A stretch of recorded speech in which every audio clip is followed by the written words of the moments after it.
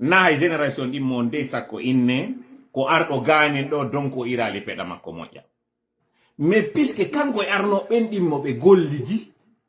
artoyɓe ɗaɓen ko honɗum waɗi kañum ko créyoygol hande go kañum kadi branche go mo tawa hatta hande kadi ɓe alaɗa par exemple sen arti ka waɗuɗo on ɗo fi nangugol ɓe fulɓe e wowlinanen fi vice président ko tawata ko VP woni e gollude kono chef de gouvernement ko tawata kon ko ran premier ministre en ko wiyeten comme premier ministre lagine ɗum ɗon ko kamɓe mada biw e waɗuno ɗum fewndo tawno hay on tuma kamɓe hiɓe waɗi on tuma on état d' exception ko kamɓe créuno ɗum ɓay noon kanko mada biw artika laamuɗo o gollidi e kañum VP ɗo fulɓe ɓen wotanimo ɓe itti sutiya maɓɓe on e oɗa ɓe votani oɗa par ce que pullo on kala ka hammiri walliti goɗɗo o heɓa laamu ngun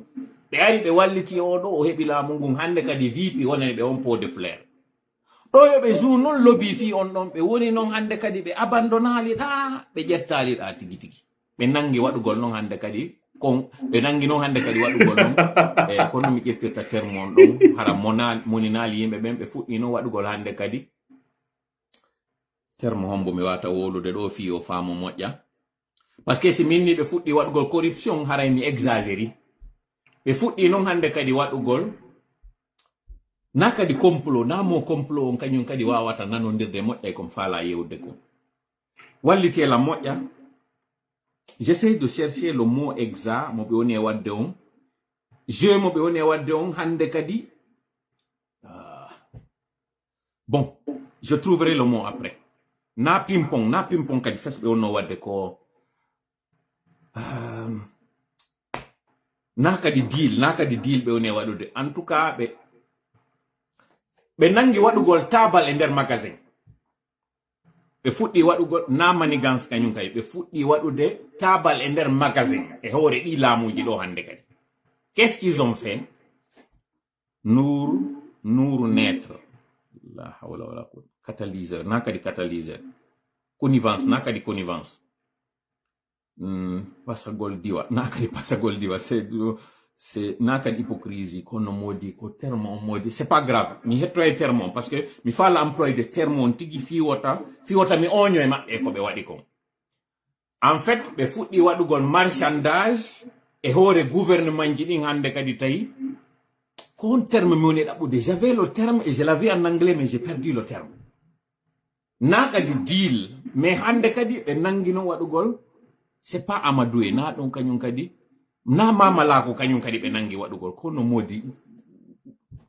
sortidiro koyɗe c'est à peu près on sortidiro koyɗe laatuyagol nda kadi jongle c'est pas grave terme on o aroye c'est pas ça le plus important chef de gouvernement on ko kanko woni fayda jogiiɗo politique gouvernement on mais en réalité ko e ley vice président on o woni kanji ɗiɗi ɗi haani dano yaadugol kanji ɗiɗi fewndo tawno vice président ina woodi premier ministre hana existude fewndo tawno premier ministre no woodi vice présidence hay hana existude mada biw noon ko honno waɗi o ƴetti o hawtiri ɗiɗi noon pourquoi parce que omo waɗi on comme vice président mo mi wolata hande ɗo omo waɗi on kan kañum chef de gouvernement mi wolata inde makko hande ɗo ni kanko ko jeeyaɗo anditinen noon sarlon leƴƴi ɗi yiwɗon ɗin fof lagine yiɗi woodi ton ɓe mari ɓe ɓeynata ɓen mandingo ɓe mari ko ɓe wiyata kon jalunke ɓe mari ɓe wiyata ɓen fulɓe ɓe mari kadi ɓen ɓe ɓeynata ɓen meni ɓe mari ɓe ɓeynata ɓen temene ɗiɗo fou équivalent majji on kañum kadi no lagine et ce qui est le plus surprenant heɓe mari jalunke ɓeɗo noon jalunkeɓe o yiino ɗo vidéo jalunke ɓen fewndo immino yehi waɗi kaya maɓɓe on koye nder sallon ɓe yawno ɓe waɗoyi on kaya maɓɓe on kaya noon ɓe waɗuno koye inde jalunkeɓe sarlon ɓen jalunkeɓe libéria ɓen e jalunkeɓe guine ɓen koye inde maɓɓe ɗum ɗo fof hawtidirano waɗa mi anda son fami ha terlen noon koye honɗum wona jeu wona ɗo waɗe ɗum en tant que tel no gouvernement sarlon on formira noon policie ɓen ko e ley makko kanko vice président on ɓe woni ministère de l'intérieur et de la sécurité on ko e ley makko kanko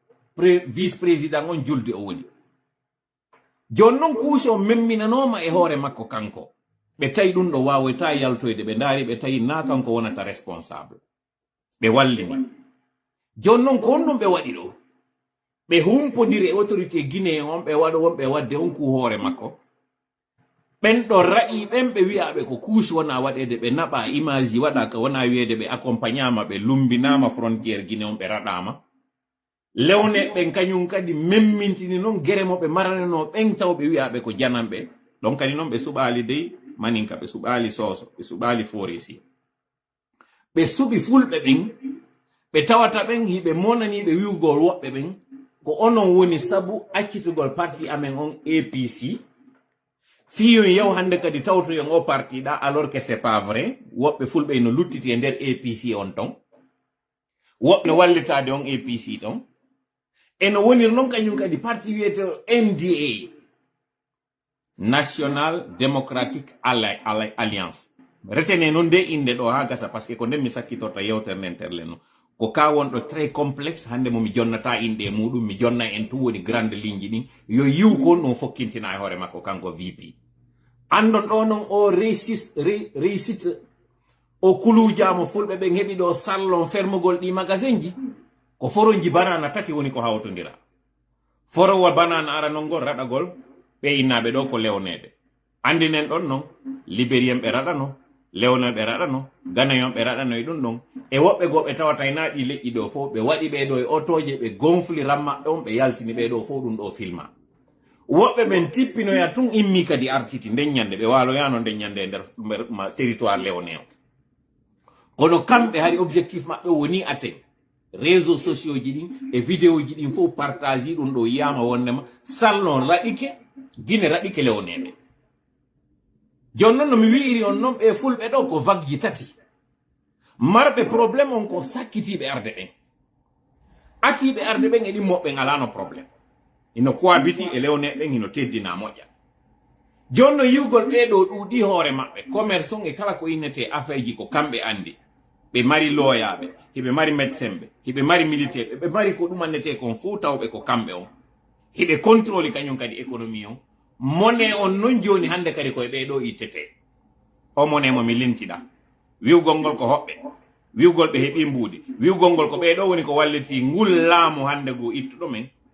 ɗum ɗo fof tawi o moneyno to jon noon kanko VP mo monana noon kañum kadi e nder on parti mo tawata ko woɓɓe hande ɗin puutoji woni e sembinde ton par ce que élection on 2028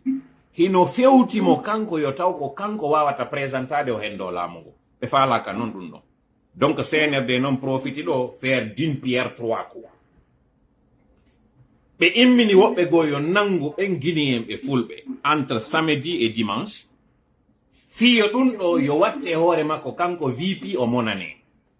donc fulɓe siɓɓe makko ɓe wiya a laamoɗa ko laamiɗa ɗo menen men nangue sarlon ɗo e hoore ko min walliti kon fof donc ɓe perdinamo taw suti e makko mo jogui on sengo maɓɓe to hara ñande probléme men mi hoore makko ara goɗɗo immotako ɓe immi ɗum ngal affaire ngal otowal ngal yiwɗon nangama ɗo hande mi wowlata inde memminɗo on fi ngal otowal ande tun pulloy no tawa e ɓen nanga ɓenno chauffeur joni ko pullo mi wowlata ɗo hande inde makko kono ko yette bajo on noon yette bajo no weldidi e goɗɗo yette bajo kañum kadi siɗɗo kañum VP hande mi jonnata inde ɗen ko yette bajo mo tawata ko jammore makko nden mi jonnata ɗo hande fresh no tawa e jammore nden mi wowlata ɓuri ɗum ɗum on no weldi e goɗɗo on sofejo innaɗo ko kamɓe wonno doginde ngal otowal ngel valise ji d'ailleurs taw on quantité mo ɓe wowli ɗon ko quantité mo ɓe sous-estime innama ɗo fewɗo ɗo kañum ambassadeur jon o rappelama fiyo yewtide fi makko alors que non on ambassadeur joyi no jooɗi après information jameni mo jooɗi han joni Conakry o yaltali mo résidence surveillé ɗo kono ko montingol adrénaline on ha gasa fiyo inno e noon on suka wonnoɗo e doginde ngal otowal no mari mo weldi wonɗo ka hoore laamu towɗo dow ton ko on ɗon woni ko waɗani ɓe on couverture ko ɗum ɗon ɓe onno wadde ɓay tun kuwon ka kusma laatanoki ko wiye ko kañum VP woni e wadde on diid fi ndin condi ɓe tuuninamo hande kadi hara kan kadi o woni tuun ɗon e luttuɓen fof ɓe heɓa noon hande kadi dossier ji di wodi di be nangi wobbe parce que eden andi ka yede wo yimbe be meden be ngibe wada deal ya fo dolla non ko mone wolde do kon ko lievre mi memmini ko sarire nden mi majini do mi ala na de détails di parce que enquête to mo encore mi ala be kadi jonnude ngol lawol mi andina on non wombe tombe bay tum o réussi sino mobilisation modo mo tawata CNRD yi si be lagini be wadi si fa on do mojjanabe be décidi non kambe kadi be sanctionner kanyon VP be sanctionner on non kadi fulbe be kono mi fala on yetade do complot njano no fokkiti do on non complot njano ko onon kadi toujours utilisete fi on complot lato mi woli do inde di parti ji tati SLPP Sierra Leone Party of People kako for people APC All People Congress ɗiɗo ɗiɗi ko parti ji njani neɓudi kañum kadi ɗi tawata fulɓe ɓen no senditi e majji kono ɓe fulɓe ɗo senditiɓe ɗi partiji ɗo ɗiɗi ɓe hoola kaɗa fiyon ɗum kala ka intérêt on woni ɓe ɗo ɗum ɗo foppino yiriɓe comme étant des top de part et d'autre mi yeto on ɗo jentito ɗo moƴƴa miɗo andi noon i audio an o parti ɗo wowɓe ɓen wowɓe immade ɓen inna toola wowlu fi lagine on selludume menen sarlon on ɗo anda ko fewndi ɗo ko miɗo andi on immoy to kañum kadi argol wowlo e hoore am miɗo habbi on ɗon noon hay moyɗon noon par ce que nelaɗo sallallahu alih w sallam ɓe makuno li kulli ummatin fitna wa fitnatu ummati almalu wo mofte kala hino mari jarrabuye yimɓe am ɓen noon ko mbuuɗi ɗin ɗum ɗo ko en fop wona yewtede fimo aw pullo fuuta o noon kañum no jarribora double ou triple fi ɗi mbuuɗi kaw tawa ɗon e mofte nelaɗe ɗen mo jarribora ɗum ɗo ko tawata e goto e meɗen taɗata illama rahima rabbo mais pullo guineyenjo on kañum kadi no tawa e ɓen tawoɓe ɓen si geɓum ko yalti o yeggita e musidɗo makko o yeggita e ndimu ngo pullo fuuta o non ino yeeso e ɓaawo kañum kadi yaafo ɗollan non ɗum hande ɗo o troisiéme parti mo mi wowli ɗo fimo o wiyeteɗo ɗo ko NDA National Democratic Alliance ko pullo fuuta woni e hoore makko wonɗo Atlanta ɗo mi sikki Georgia ɗo woni kono memminɗo fi parti on tigi tigi ko pullo go kañum kadi ngo tawata e ɗo andi mo goy mi wolata ɗo hande inde makko par ce que ɓen tigi ɓe fooyi fewndo hande ɗo mi andina on noon ko information ji ɗi mi jonnami woni e yewtude na gandal am wiyugol aw miɗo andi kaari miɗo wallitade kaari par ce que yawoyte ɗo joni tun tefo e yettoje ɗen yeyi to yettoje ɗen inne baajo wowlirama ɗo donc toola ko woni e waɗude ɗon ok ko Sierra Leone People's Party ok thank you very much comme bo adi waɗani on précision noon Habib Thiam merci beaucoup ɓe waɗi précision noon komi woni e yewtude ɗo koko tawata woɓɓe mum hino suuɗi oɗo noon parti wiyeteɗo ɗo NDA National Democratic kon mone wiyde ko NDA ka ko NDA mi sikki mone wiyde o parti ɗo ko parti mo tawata fulɓe ɓen sali wallitade mo complexe mo pullo jogi o wiwgol ngol ko fula parti ko parti fulɓe ɓen ni tawi yawɗon e yahay ɗon tun hande kadi ɓe waɗa en ɗo joni hande kadi koye leƴƴi yagal alors que non on parti fulɓe ɗon juifɓe ɓen kañum kadi no marno ɗin partiji tawnoɗi ko partiji fulɓe sud africain ɓe ɓen no marno ɗin partiji tawnoɗi ko parti apartheid na ɗo woni probléme on ko woni ɓe sali yaltude ɓe wola gonga wonnema ɗi partiji ɗo ɗiɗi ko oligarchie ko yimɓe marɓe kaalisi wonɓe wadde mafia ko ɓen mafiaji woni en fait sakkade ɓe tawɓe ɓen ɗa ko intellectuel ɓe woni e on parti on yimɓe jooɗi ɓe ɓendini ha gas hakkille anduɓe ko honto sarlon fuɗɗi ko honto sarlon fewndi anduɓe ko honɗum pullo fuuta rewi e muɗum ɓendinɓe hakkil jooma hakkillaji yawɓe janngoy ka jananiri tawɓe kadi no andi ko fewndi kon ko ɓeɗo ɓe sali wallitade parce que c'est une question d'argent c'est une question d'intérêt yaafo ɗon lango noon fulɓe fuuta ɓe moni e yewde ɗo ɓe o sonjamo jogiɗen ɗo onon ɓe opérateur économique onon ɓe julaɓe tawɓe ɓen raisonnement mo jogi ɗon on arata e ngesa mba tawata mba fuɗɗaka accon ɗon ngesa tawmba ko remamba ko heddi wo ko argol soña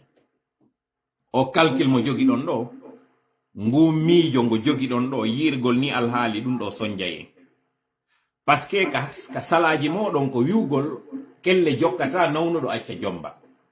on yahata e parti wonkun fuɗɗade wallito ɗon kunɗon accon partiji tawɗi ɗin hino geɓal ngal e hino intérêt on direct c'est à dire on pariyata e on mo tañƴini ɗon gagnotako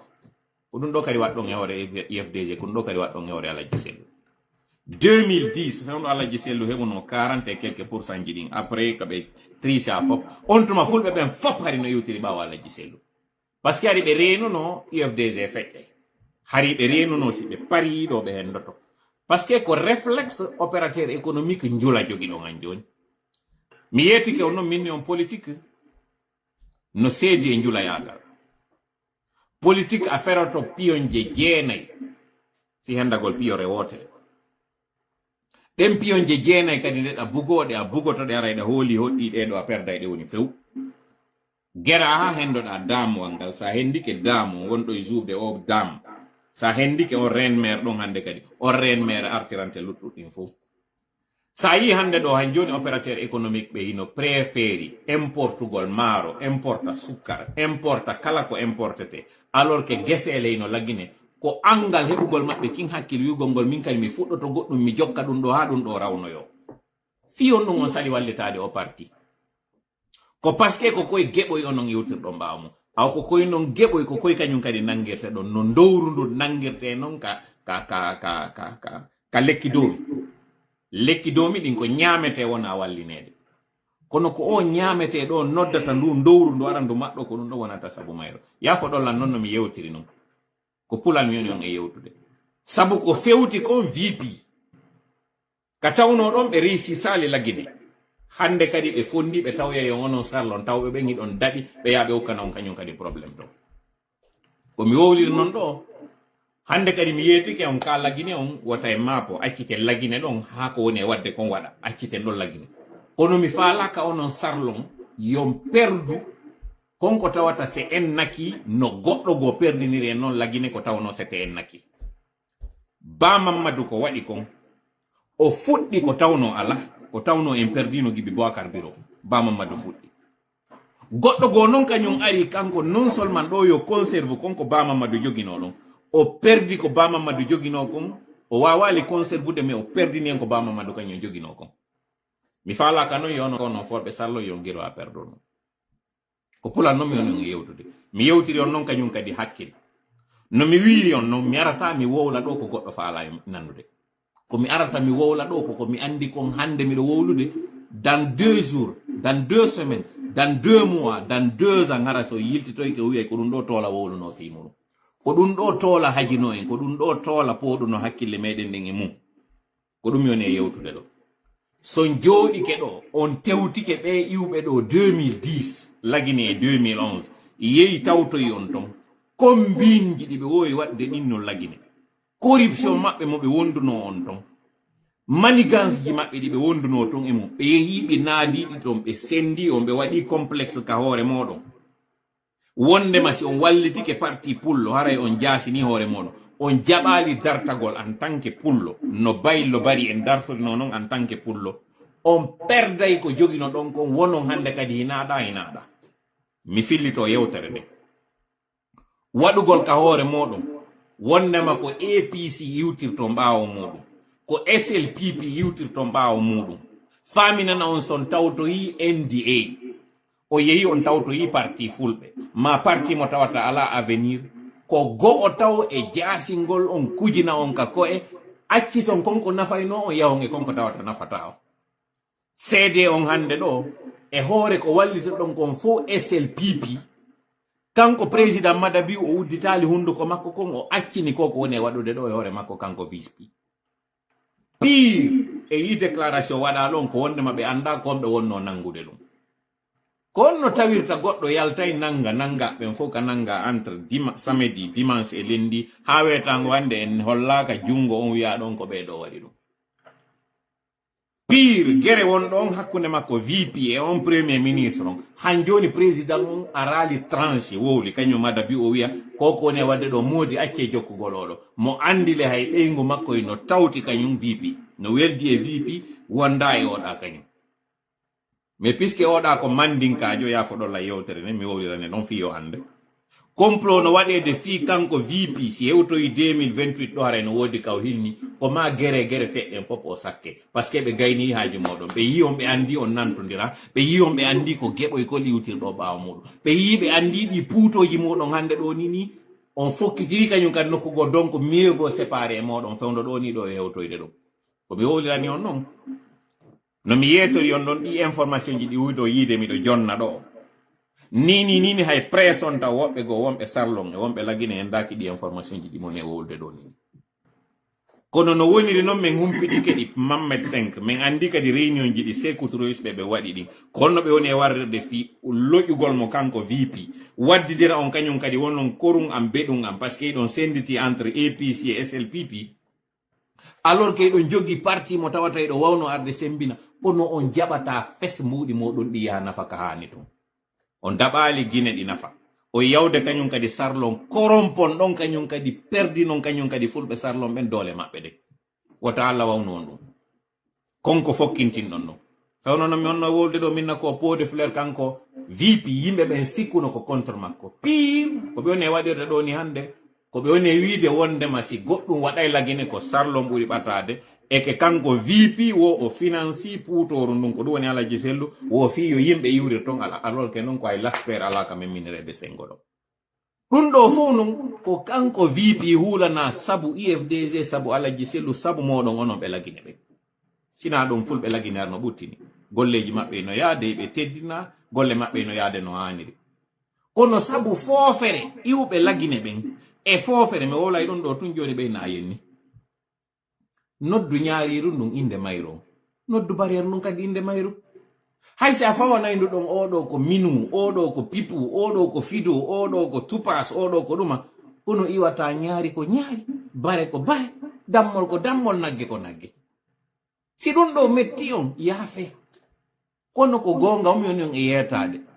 pullo fuuta mo 2010 2011 on na o wonno pullo fuuta mo 94 mo bamamadou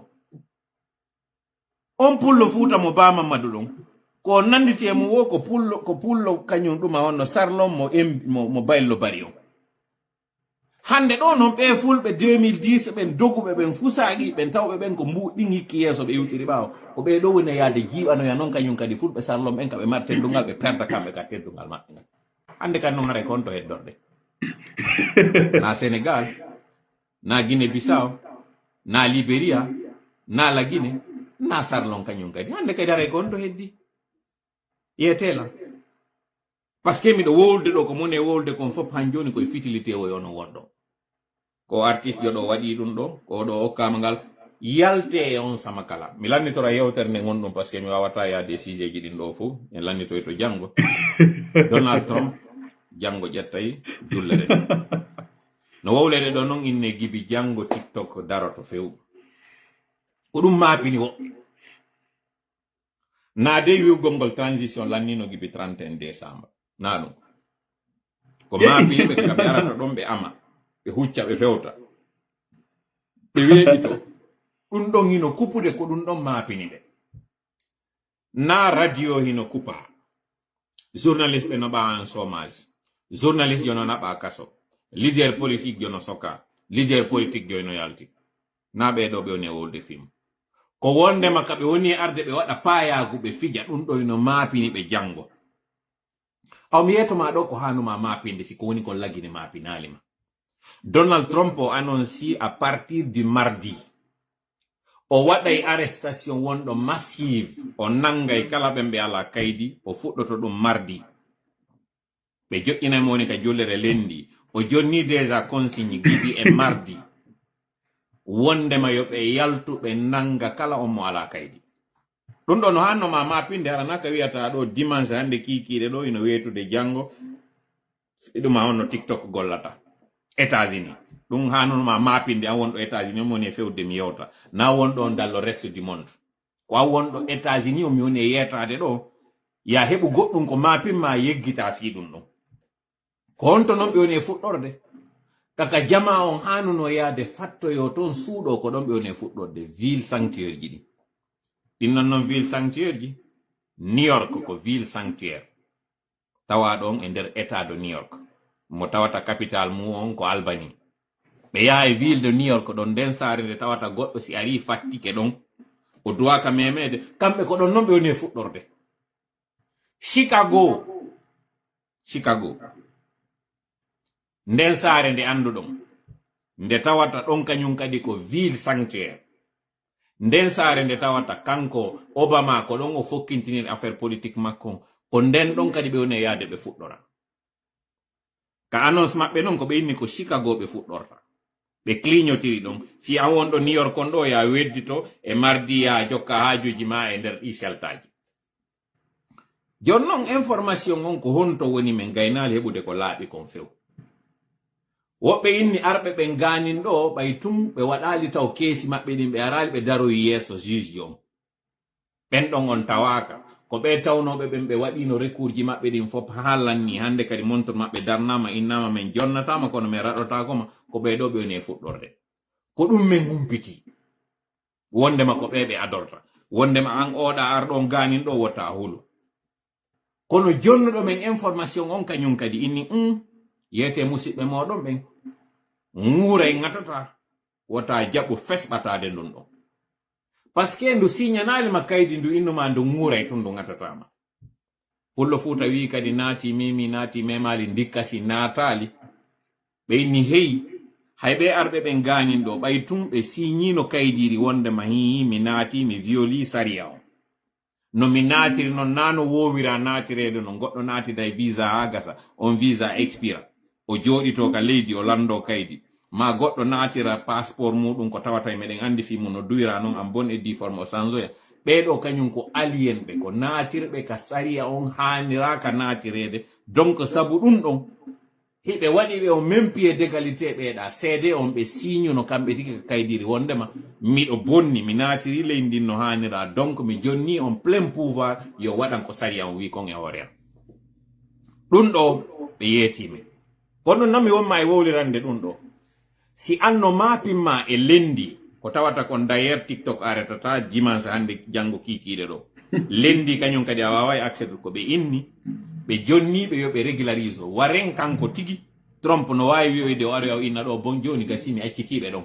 kono ko ma yeeyon ɗuma o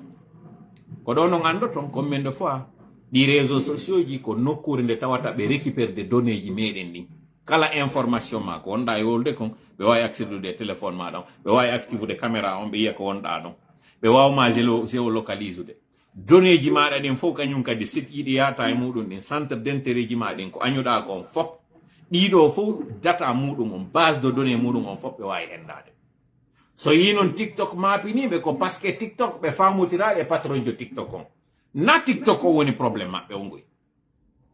ko information ji ɗi TikTok jonnoyta ɗin ko ɗin ɗo woni probléme maɓɓe o ça veut dire que X na probléme maɓɓe par ce que X no jonnode ɓe information ji ɗi ɓe faalaɗi Elon Musk ça veut dire Facebook na probléme maɓɓe Facebook ino yeyatade ɓe saaju maɓɓe yani information wano ni joni ni ɓe humpama goɗɗum e hoore an ɗo ɓe contactude Facebook ɓe inna compte toola kaari jon min faala ya yeeto men ko hombo e hombo woni e yewtudude e muɗum min faala ya jonnu men ko honto e honto woni e waɗɗade ko honto woni e yaade sa jonni men o information ɗo menen hande kadi ara e ɓutti ɗum ɗo ko fellitan on yon andu kala ko wonɗon e wadde kon e ɗi réseau kala ko wonɗen e wadde kon tan mitto hoore an nder ton kala ko wonɗen e wadde réseau sociaux ji ɗin fop hiɓe hendade ko metti ɓe noon ko yo taw ko pays jana no woni e hendade ɗi base de données ji ɗo ɗum ɗo woni ko metti donc an o arɗo ɗo hande mo tawata a waɗi golle maɗa ɗen ko TikTok par ce que TikTok no yoɓudema mbuuɗi par ce que TikTok iɗa arde ɗon ɓornoɗa waɗa musique ji ima ama ɗum ɗo eno mapinma eno woodi goɗɗum ko hannuma mapinde ko ɓuri ɗum ɗon si ɗum ɗo noon an mapinama han joni ko goɗɗo eno okka otowal han joni ko kaari no waɗi ɓeygu muɗum ko kaari no waɗi moodi muɗum kaari no murtide kaari no rendini kaali ko ɗum ɗo an mapinma haray fima no yurminmi kono haray fima kadi no mapininmi par ce que hay probléme maɗa on a anda priorité makko hanjoni ko wona problem ko dun don a watta problem accuto da problem ma don watta mo kanko wona problem ko do mi woni haadude do yete musibbe modo wombe ben ka sheltaji yobe yaltu e sheltaji di yeto don kadi musibbe modo wombe ben ka ville sanctuary ji sikkube ben kambe be da'i parce que be ka ville sanctuary ji ko ton o fondi o fuddorto hollugol kombendo fa o wadi priorité makko on ratagol onon janambe be information mo men hendi on ko wondema ko be yowbe haata hande kadi montre mun darnama kaydi be jonnetaake ko bembe adorta kono même information o wi me wowlira dum do fiyo yeto jama yobe yowbe walobe danobe jokka haajuji mabbe ino risque rien ke wonde ma baytum be do naatiri États-Unis no tawirta hari goto naatirali sifani non arano sina latinobe tawbe ben en réalité be mari di entente kambe États-Unis be décidi alien be natube ben do tawbe be violu territoire be natir no hanira be do tigi be wattore be kanyun kadi e be hadate be da be yaltindina fo e donc wiyo gol do on yidale juge don programme pour 2026 2027 2028 be hendo to dum be sekandi kaydi be hajo takeru be watta on tigi dum be naba moy di kanjidi be darni on tigi wona ton ha avion o wona pre be jawno on tigi avion be natta mo tagi na be natta mo pe mo be natta mo o mo dun do yo wono préoccupation modon yo dun do wono priorité modon yalte e merente yalte e payagu yalte e samakala immoden dartoden en foppiriden e CNRD fi en hettoore men mi haada wado hande jango e landi to yewterne yafodon do ko tawtande juuti kon tori kala wono ballo meden hawrindina e sawaba senditobe be yobe kuppu dum do ha gasa be jonna dum man to mi arto non hande kadi e kumprendal metu do mi wobbe wono Muhammad Sow kanyum inni wondema ko wonkun kundo effectivement ko kunku wondon yide do mi wobbe noina ko impossible kumpremum almeti do ndare mo ya sengo leiga on ndaro e lei so ndari ka ko yaro ko e fotti don gokkun ina wodi wado kunkunni sa towniti kunni dowtum kun forma e don joni kare yimbe inni ko impossible parce que kambe ko be woni mi jade ko innu gongola nabiray kun nano ma nadira ko nyamo ma kundo be na wata gasude ndare moƴƴa ko dum wodi on ti ndare moƴƴa sino wolude o yi ko le ko almeti do ko yari ko e wadi ni ka ko yari ko e fottiti don fottoygol makko yon non gokkun no don sa wadi kunni a towniti don tum ngarde kun fottita e kun taw kun no yiwde do forma carré parfait wono e hakkunde do donc naya yiwtum ko yiwda don nanga yugol c'est impossible ma sikkan mi addanta on do goddum ni tum pour rien kono mi wadi dum do ko fi sens d'observation daru gongol moƴƴa ka piun kun sikkuda ko impossible haray ko bele bien possible kono ko daru gongol tum moƴƴa e wonde kay ko wonda dabbitude solution on haray na don o woniri yimbe be yibe sikkude haray ko memmingol koy do ni koy hammira nano ma nyamo sa ndari do ene gasata kono no mi wadiri dum do yimbe no yinnude wonde ma CNRD gayni wadde ko watta ko lammi be gayni folude mi andintina on non foddo den taw fe standardis fewndo o arno do inni wola ko hore makko ngi propagande do ko wanno ko mbay wadi 28 septembre dem balde don feƴƴi fo ino no lanni hande kadi o do gayni lamade be ni o do wawata ko memade fu ndari contingent ji wondi ba makko e curieusement ngal otowal ngal tawata goddo eno jodi e hoore bâche dum ay onde pick-up ngolon mitrailleuse windi no rulo hoore makko don curieusement ngi auto wi kadi be marno ngi kandel cortège makko ko ngi ngulbinay no jama inna iye on tuma harna fi ara blende wona wolede ayi de pick-up je do o feƴƴay no pick-up je capantati feƴƴa noga sappota o feƴƴa yeso so feƴƴa noga e feƴƴo e kanyum kadi baawo so feƴƴi inna o do memota ko few kono nyande nde o hawrete no e mudum kono nyande goddo miijata no few o hawra e mudum ka dum don idon anditi ko 2009 do wadi dum don innete joni awano woddi 2020 do by changement de constitution o wadi mois de mars élection ji di wadi mois d'octobre by wi'ama janvier 2021 yimbe be ginnano do kanyum kadi lanni o do kanyum kadi dum do feƴƴi o joggini assemblée makko yeggite yayinge goddum go ko dum wawla non tuma kanyum kadi ka kono ko wadayno ko bay wadi goddo ari no mijino fewndo kadu wadata wadu no ga aw do kadi mi ala en natande détails il n'y a pas plus vulnérable que celui qui se sent invincible ko woni vulnérable mi andina en non ko habbano kon 31 no wetude janvier mi yetino minni 31 lannay janvier premier nata nangue fudira ka wowi don ngi mutira ka wowi min do mi do anduno aroy kadi ɗo taw sikku noon padre ko wowi ko ma yimɓe wonano memminiɓe kono ndeññande hay fop hino ayni fof hino habbi fewno noon habba fof ayni waɗata